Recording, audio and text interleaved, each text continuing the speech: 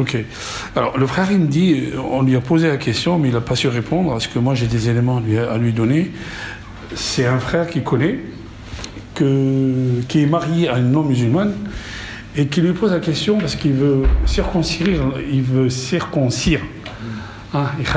circoncire l'enfant, et elle lui dit, sur quelle base? C'est une mutilation, et moi, je ne veux pas qu'on mutile mon fils, et que sur quelle base tu vas faire ça?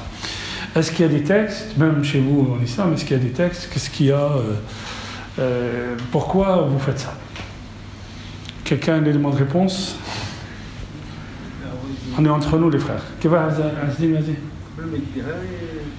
شفت كيف هذا المشكل. Oui frère. C'est hygiénique, شفت بارك الله فيك. Alors Azdin il a dit quelque chose, ce que j'ai dit aux frères. D'abord, regardez bien أيها الإخوة. Qu'est-ce qu'on a dit sur le fait de se marier avec une non-musulmane? ولا تنكحوا المشركات حتى يؤمنوا ولا أمة مؤمنة خير من مشركة ولو أعجبتكم. Et n'épousez pas ces associatrices jusqu'à ce qu'elles deviennent croyantes. Et une femme croyante est mieux qu'une associatrice, même si elle vous plaît. Et de la même façon, dans l'autre sens. ولا تنكحوا المشركين. Allah subhanahu wa ta'ala dit. Cette personne, si elle avait pris une kitabiyya, on parle bien d'une kitabiyya. C'est quoi une kitabiyya? Tu'minu bi kitabiha. C'est ça ce qu'on a dit. C'est ce que dit Allah subhanahu wa ta'ala dans le Coran. Ok? والمحصنات من الذين أوتوا الكتاب من قبلكم محصنات لا جناح عليكم أن تنكحوهن إذا آتيتموهن أجورهن. Allah subhanahu wa ta'ala dit les femmes vertueuses des gens qui ont eu le livre avant vous, nul grief contre vous à les épouser si vous leur donnez leur mahr. Donc il parle de qui Allah subhanahu wa ta'ala ici? Des gens qui ont le livre avant nous. C'est-à-dire qu'elle pratique sa religion. Bon, si vous étudiez ce cas-là, si vous étudiez ce cas-là في التفسير ou في الفقه, Abdullah ibn Umar, qui est un grand sahabi, il dit, Allah subhanahu wa ta'ala il dit ولا تنكحوا المشركات حتى يؤمن ولا أرى أكبر مشرك من الذي يقول رب عيسى ولا من الذي يقول إن الله ثالث ثلاثة. Je ne vois pas plus de mushrik, d'associateurs, que celui qui dit mon Dieu c'est Jésus ou Dieu c'est trois. هذا قول عبد الله بن عمر وهذا القول صحيح, il a raison quand il dit ça. Donc pour lui لا تنكحوا المشركات, quelqu'un qui n'est pas musulman, on ne doit pas se marier avec lui. لكن خالفه الصحابة في هذا. La plupart des compagnons, ils n'ont pas été d'accord avec lui. Pourquoi ils n'ont pas été d'accord avec lui? قالوا الصحابة, ils disent, Allah subhanahu wa ta'ala, quand il nous a légiféré de pouvoir se marier avec une femme des gens du livre, il savait très bien que les gens du livre, ils disaient qu'Allah c'est trois. Ils ne le savaient pas. Mohammed c'est quand? Sallallahu alayhi wa sallam. La risalat de Mohammed c'est quand? C'est en l'an 600, 620, 632, le prophète est décédé. Et donc 600 c'est quoi? C'est 600 ans après Jésus. Le concile de Nicée qui a déclaré cette religion catholique, c'est en 325. Concile de Nicée, où tous les hommes d'église se sont réunis pour dire que cette religion, elle est universelle, donc catholique, et que le pape est le vicaire de Dieu. C'est en 325. Il y a les 3 siècles avant la venue de Mohammed sallallahu alayhi wa sallam. En 325, on a décidé que cette religion était universelle et qu'était bon. Ça, c'est l'histoire de l'église, Inch'Allah, une autre fois. Donc, Allah subhanahu wa ta'ala, il savait très bien que les gens qui disent Ahlul Kitab, les gens qui disent que Jésus c'est Dieu, ils savaient très bien que ces gens-là, ils associaient. Et malgré ça, il a donné l'autorisation aux musulmans d'épouser une chrétienne qui croit en son livre. Donc faites attention, les gens, on se mélange tout. C'est pas parce qu'elle s'appelle, je sais pas moi, Christine ou chrétienne ou je sais pas quoi, qu'elle est chrétienne. Non. Et c'est pas parce qu'il s'appelle Mohammed qu'il est musulman. On est d'accord.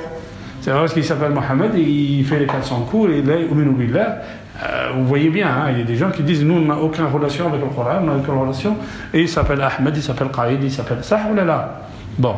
Donc c'est la même chose. L'insan, il choisit un musulman. Sayyidina Omar, radiyallahu anhu, il avait mis des chefs, des grands compagnons à la tête de certains contrées. Fisham, il a mis Hudayfa ibn al-Yaman.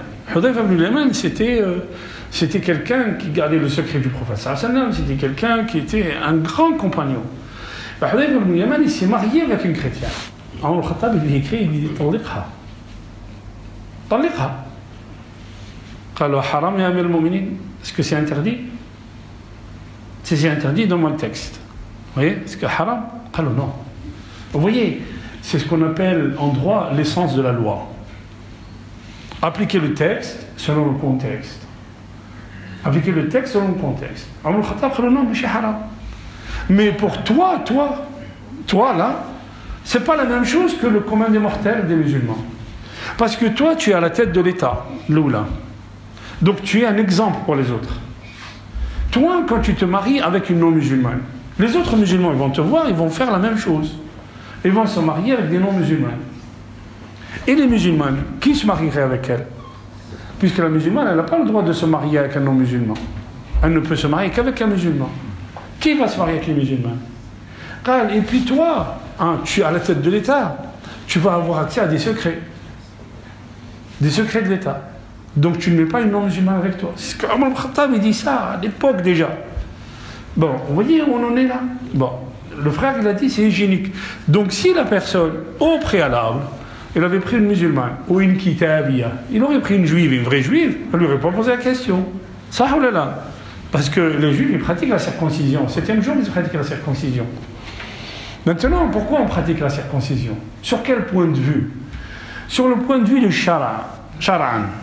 Min sunan al-fitra. Qu'est-ce que ça veut dire min sunan al-fitra? Quand tu lis le fiqh, on te dit que al-khitan min sunan al-fitra. Ça veut dire quoi? Ça veut dire qu'il y a des pratiques, des sunan qui ont été initiées par Sayyidina Ibrahim alayhi salam. Et ça fait partie des règles d'hygiène de vie, tout simplement. Quand on coupe les ongles, sunan al-fitra, on n'imagine pas un homme propre, un musulman, un homme propre, qui laisserait ses ongles pousser comme chez les hindous, c'est les hindous. Bon. Ça ne se fait pas. Natful ibit min sunan al-fitra. Enlever les poils des aisselles, min sunan al-fitra. Ça fait partie des règles de bienséance de la vie qu'Allah subhanahu wa ta'ala a instauré chez l'être humain. Comme se laver. C'est normal. Quelqu'un qui ne se lave pas, c'est pas quelque chose de normal. Al-khitan, ça fait partie exactement des mêmes sunan, des choses que Sayyidina Ibrahim il a mis en place. Maintenant, est-ce que quelqu'un qui n'a pas été circoncis reste musulman? Heureusement. Heureusement. Pour être musulman, qu'est-ce qu'il faut? La ilaha illallah, Muhammad Rasulullah. Bien sûr, il faut pratiquer sa religion après. Mais ne pas quelqu'un qui n'est pas circoncis reste musulman, subhanallah. Mais min sunan al-fitra, sunan Rasulillah sallallahu alayhi wa sallam, le prophète sallallahu alayhi wa sallam a fait perdurer cette sunna, sunan al-fitra. Et chez les juifs, depuis la nuit des temps, leurs enfants, ils sont circoncis le 7e jour de leur naissance. Le 7e jour de leur naissance. Bon, ça, shar'an, min sunan al-fitra, nous on pratique cette tradition. Deuxième élément. Donc, si la personne avait cherché un peu, parce qu'il faut aller juste un peu sur Internet, il y a un rapport qui est sorti de l'OMS dernièrement, il y a quelques années quand même, dernièrement, qui disait que pour prévenir le VIH dans les pays africains, les pays qui n'ont pas beaucoup de moyens, on pratiquait la circoncision. Et la circoncision permettait de limiter la prolifération du virus du VIH, d'enlever à moins 60 ou moins 70%. Et la personne qui était circoncis était plus à même de ne pas être touchée par le virus du VIH. Il y a des rapports scientifiques, je ne vais pas rentrer dans des trucs, j'ai les rapports là, je les ai téléchargés et tout. Il y a des rapports scientifiques qui expliquent que le prépuce est un nid de bactéries, qui développe ces bactéries-là quand on n'enlève pas, tout ça. Je vous invite à aller sur Internet, regarder les bienfaits de la circoncision. Vous allez sur Internet, vous avez tous ces rapports-là. Je ne vais pas faire tout un étalage de tout ça ici, mais comme a dit le frère, c'est très hygiénique et c'est surtout au niveau de la santé. Au niveau de la santé, c'est quelque chose d'extraordinaire. Donc vous voyez bien qu'Allah subhanahu wa ta'ala, quand il nous interdit ou quand il nous demande de faire quelque chose, c'est toujours par rapport à notre bien, c'est toujours quelque chose de bien pour nous. Donc je vous ai dit, hein, si vous voulez aller, vous allez sur Internet, vous avez le rapport de l'OMS sur la pratique de la circoncision et les bienfaits de la circoncision. Vous avez les rapports de santé hein, qui vous expliquent avec des mots savants et des mots scientifiques mieux que moi. Hein, vous avez tous ces rapports-là.